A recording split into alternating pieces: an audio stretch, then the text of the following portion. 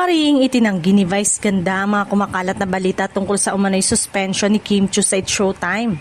Sa panayam, natawa pa ang kabogable star sa issue at maikli ngunit diretsang sinagot ito ng kalokayan. Sabay sabing wala itong katotohanan. Ayon kay Vice, isa si Kim sa mga pinakamasipag na host ng programa. Aniya, halos araw-araw ay nagsisikap itong makapasok sa It's Showtime kahit pa galing sa mahabang taping, shooting o iba pang trabaho.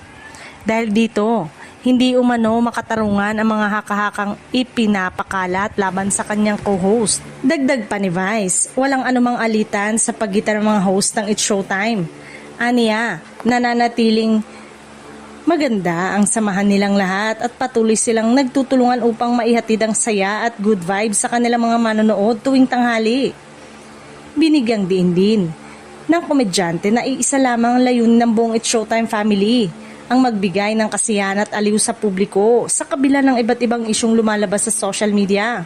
Mas pinipili umano nilang ituon ang kanilang atensyon sa pagpapasaya sa kanilang madlang people.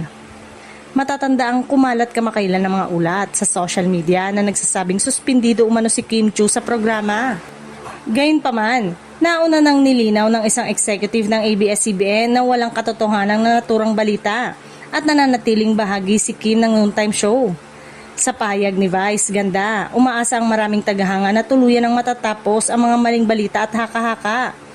Patuloy namang ipinapakita ng mga host ng It's Showtime ang kanilang pagkakaisa at magandang samahan habang sama-sama nilang pinapasaya ang kanilang mga manonood araw-araw.